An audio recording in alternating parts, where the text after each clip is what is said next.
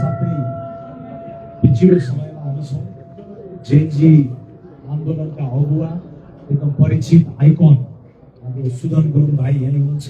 राष्ट्रिय स्वतन्त्र पार्टीले उहाँलाई गोर्खाको ऐतिहासिक जिल्लाबाट उम्मेदवारका रूपमा खडा गरिसकेको छ र यही नेसोमा एउटा शुभ साहित्य पनि हो, एउटा परिवर्तनको सन्धारमा पनि हामी छौँ। यो परिवर्तनलाई अनि भाइले ठेल्ने भने जस्तै अलिकति धक्का दिनको लागि पनि आज जुन उल्लेख्य सङ्ख्यामा साथीहरूलाई जोडिनु भएको छ, म उहाँहरूलाई हार्दिक धन्यवाद दिन चाहन्छु।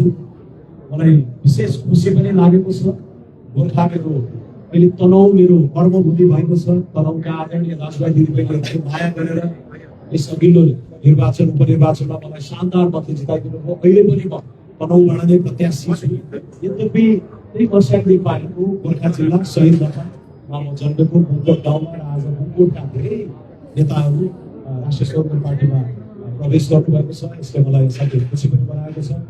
माथिल्लो भेगमा पनि हाम्रो उपस्थिति बाँकिँदैछ, तर तल्लो भेग जहाँ जनघनत्व बढी छ, शहीद दमन, गण्डकी, गोर्खा, भिक्सेन, यी ठाउँहरूबाट पनि राष्ट्रपामा जुन बहर आएको छ, उभार आएको छ र हाम्रा उम्मेदवारलाई पनि बल पुग्ने गर्छ।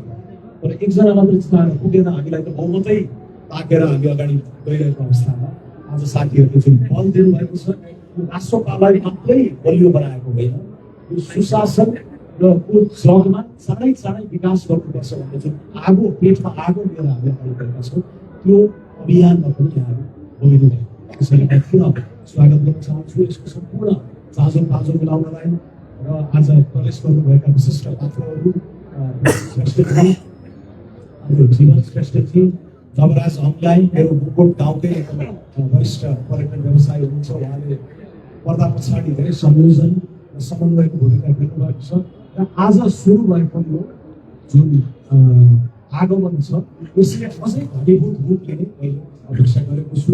अन्य परिचित पात्रहरू, स्थानीय पात्रहरू, अब राष्ट्रपाकै ब्यानर मुनि रहेर चाहिँ हामीले गोर्खा मनको मार्न सक्छौँ भनेर अब आगामी दिनमा पनि सयौँ पात्रहरू अगाडि आउँदैछौँ। भोलि आफै तनहुँ जाँदै गर्दा पनि मिलेसम्म गोर्खा प्रवेश गरेर त्यहाँ पनि ठुलो सङ्ख्यामा साथीहरूलाई पार्टी प्रवेश गराउने खबर र तयारी पनि भइरहेको छ र यिनै कुराहरू राखेँ। अहिले अब फागुन 21को निर्वाचनको लागि हामीले विचार चाहिँ गण्डकी भेगमा राम्रो देखिएको छ। गोर्खा 1मा सुदन भाइ हुनुहुन्छ, गोर्खा 2मा हाम्रा महामन्त्री कविता ढुक्लाकोटी हुनुहुन्छ। पछिल्लो समयमा पूर्व प्रधानमन्त्री बाबुराम भट्टराईजीसँग हामीले संवाद गरेर उहाँलाई तपाईँ जस्तो मान्छे साझा अभिभावक भएर बस्नुहोस्, एउटा सानो दलको प्रतिनिधि भएर यसरी उम्मेदवार गएको सुहाउँदैन भनेर हामीले उहाँसँग पनि एउटा वार्ता गऱ्यौँ। तनहुँका दुवै क्षेत्रमा हामी एकदमै उत्साह छ। लमजुङ, स्याङ्जा, कास्की, मनाङ, मुस्ताङ, बागलुङ, पर्वत, याङ्दीमा हामीले महावीर गुरुङजीलाई सहयोग गरेका छौँ। त्यसरी गण्डकी भेगमै यसपटक चाहिँ टिम बस्नेवाला छ, साथ दिइरहेको छ। त्यसको लागि उहाँहरू धन्यवाद र यसलाई म अन्तिममा के भनेर पुर्याउन चाहन्छु भने हामी 20-21 सिट संसदमा सशक्त उपस्थिति जनाएका युवा युवती जेनजी पुस्ताकै 3-3जना सांसदहरू निर्वाचित गराउनु। जेनजी भन्ने शब्द संसद नेपालको सार्वभौम संसदमा गुन्जाउने हाम्रो कान्छी सांसद मेरो पुस्ताका मागहरू यी हुन् भनेर उहाँले बोलेको मलाई थाहा छ 1 वर्षमा। र यसरी स्थापित गर्दै गर्दा पनि हामीले चाहिँ 2084को मङ्सिरमा आउने यो 5 वर्षमा आउने निर्वाचनकै क्रममा चाहिँ यो देशमा शान्तिपूर्ण आन्दोलन, शान्तिपूर्ण मतदानबाट नै क्रान्तिको छिल्को बाँच्छौँ भनेर तयारी गरिरहेको। तर हाम्रा नवयुवा पुस्ताहरूलाई यो त्यतिसम्म कुर्ने धैर्य पनि भएन र उहाँहरूले सशक्त हस्तक्षेप गर्नुभयो सुशासनको पक्षमा। यो गुड गभर्नेन्स विकासमा हामीले ठुलो हेरेर फोनमा हेरेर बस्ने भनेर सशक्त हस्तक्षेप गर्नुभयो। यो आन्दोलनको अग्रणी मोर्चामा सुदन भाइ लगायत धेरै साथीहरू हुनुहुन्थ्यो र अहिले उहाँहरू लगभग समग्रमा राष्ट्रिय स्वतन्त्र पार्टीमा प्रवेश गर्नुभएको छ। 12-15 जना त केन्द्रीय समितिकै सदस्य हुनुभएको छ। अहिले उम्मेदवार खडा गर्ने क्रममा पनि सबभन्दा धेरै महिला उम्मेदवार, सबभन्दा धेरै जेनजी उम्मेदवार, सबभन्दा धेरै डाक्टर, सबभन्दा धेरै इन्जिनियर, सबभन्दा धेरै अर्थशास्त्री राष्ट्रिय स्वतन्त्र पार्टीमा उपस्थित भएको छ। यसले पनि एउटा सडक दिइरहेको छ। नेपालले उल्टे फेर्दै गर्दाखेरि यो अभियान, यो चाहिँ महायज्ञ अनि मैले भने उसको सबैलाई जोडेर समेटेर अगाडि लाने एउटा माध्यम चाहिँ अब राष्ट्रिय स्वतन्त्र पार्टी छ। र यो जेएनजी आन्दोलनपछि हामीले यो आन्तरिक रूपमा नै एउटा सङ्कल्प गरेका थियौँ। हामी 20 सिट 21 सिट भएर अनि आँखा चिलेर पनि राष्ट्रिय स्वतन्त्र पार्टी 60-70 सिटको हुन्थ्यो होला, तर यति नै नपुग्ने भयो होइन। नम्बर लिएर कसैको पनि बहुमतमा आउने, म्याजिक नम्बर भन्ने, इधर उधर गर्ने, दुई चारवटा फोटो झुन्डाउने, यसले देशले चाहिँ विकास पायो। व्यक्ति विशेष भन्ने भए देशले चाहिँ विकास गर्नु भएपछि हाम्रा सभापति त्यति बेला प्रतिशोध साधेर कार्यक्रममा राखिनु भएको थियो। उहाँसँग पनि सदन धेरै चरणमा वार्ता भएपछि हामीले के सङ्कल्प गरेको छ लेख्नुपर्ने भने हामी ठुलो हुनुपर्छ, राखिलो गर्नुपर्छ र बहुमत हुनुहुँदै हुनुपर्छ र स्थिर सरकार दिने गरेर नै हामी अगाडि जानुपर्छ र यो मुलुकले विकास पाउने गरेर नै हामीले हस्तक्षेप गरौँ।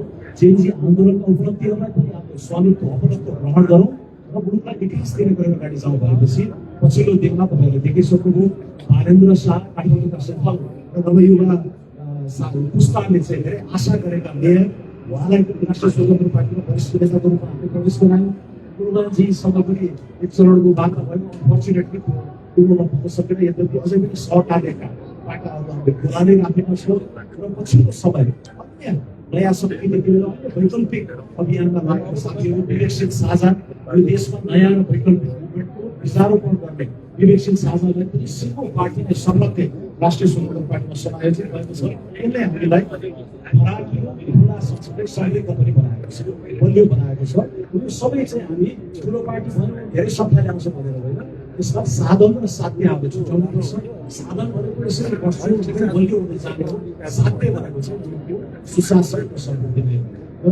र यो आजको जस्तो कार्यक्रमले हामीलाई एकदम उत्साहित पनि बनाएको छ, यसले थप ऊर्जा पनि दिएको छ र हाम्रा यो जुन मकसद छ फागुन 21 गते त्यसपछि मुलुकको बागडोर नै हामी सम्हालेर 5 वर्षको स्थायी सरकार सञ्चालन गरेर सुशासनको नमुना समुन्नतिको नमुना कस्तो हुन्छ भन्दाखेरि युवाहरू जुर्मुराएर यसरी चाहिँ अगाडि बढिरहेका छौँ। यसमा आज साथ दिनुभएको छ, सहयोग साथीहरू आज प्रवेश गर्नुभएको छ। तपाईँहरूले अघिल्ला राजनीतिक प्लेटफर्महरूमा आर्जन गर्नुभएको ज्ञान सबै हाम्रो पार्टीले ग्रहण गर्नेछ। तपाईँहरूले सिक्नुभएका सिकाइहरू भोगाइहरूलाई पनि हामीले एकदम उच्च सम्मान गरेर पार्टीमै पुँजीकृत गर्ने गरेर हामीले भन्नेछौँ। त्यसैले पुनः आज प्रवेश गर्नुभएका सम्पूर्ण प्रेम श्रेष्ठजी, जीवन श्रेष्ठजी, नवराज अम्दाईजी लगायत धेरै मुखबाट अमृत भाइ चाहिँ उत्तर भाइ है उहाँहरू सबैलाई म चाहिँ स्वागत गर्न चाहन्छु। सबैको नाम लिन सफल भएर विभिन्न मोर्चाहरूमा ठाउँहरूमा हाम्रो भेटघाट हुने नै छ र यो अहिले चाहिँ अब हामी निर्वाचन केन्द्रितै हुनु पर्यो। अब 40 दिनभन्दा कममा हामी चाहिँ फागुन 21 को चाहिँ आसन्न निर्वाचनको मिति सबैलाई थाहा नै छ। गोर्खा 1 र गोर्खा 2 सबै महत्त्वपूर्ण जेएनजी आन्दोलनलाई हामीले जुन उचाइमा जुन सम्मानका साथ त्यो एजेन्डामा अग्रगति गरेका छौँ, सुदन भाइले जित्दै पर्छ र हाम्रो पार्टीका महामन्त्री संस्थापनकै दिनदेखि चाहिँ पार्टीलाई समृद्ध बनाउन लाग्नुभएका गोविन्द बुर्लाको हुनुहुन्छ, वर्षाङ नेपाली आफै उम्मेदवार छन्। यसरी यो सम्पूर्ण भेग है हामीले चाहिँ यसपालि पार्टीमा बनाउनको लागि हजुरहरूको एकदम पूर्ण तन मन धन सबै कुरा चाहिँ त्यहाँ भेट्याउनु होला, आउनु होला। त्यहाँ पुग्न सक्नु भएन भने फोन गरेर पनि मान्छेहरूलाई चाहिँ प्रोत्साहित गर्नु होला र विदेशमा रहनुभएका सम्पूर्ण अहिले खाडी मुलुकहरूमा Malaysia, Korea, Japan, Australia, Europe, America तमाम 10औं लाख नेपालीहरू जो अहिले बाहिर हुनुहुन्छ यहाँ प्रत्यक्ष मतदान गर्न सक्नु भएको छ तर उही बसी पनि घर घरमा झकझक्याउने काम यहाँले गर्नु होला। यसपटक चाहिँ घन्टीलाई अवसर दिनुपर्छ भन्ने जुन एउटा माहौल बनिरहेको छ त्यसलाई नैतिक बल, भौतिक बल, आर्थिक बल सम्पूर्णहरूले चाहिँ अगाडि पुश गर्नको लागि पनि म विनम्र अनुरोध गर्दै पुनः यहाँलाई यहाँको स्वागत सहित बिदा हुन्छु। हस्त धेरै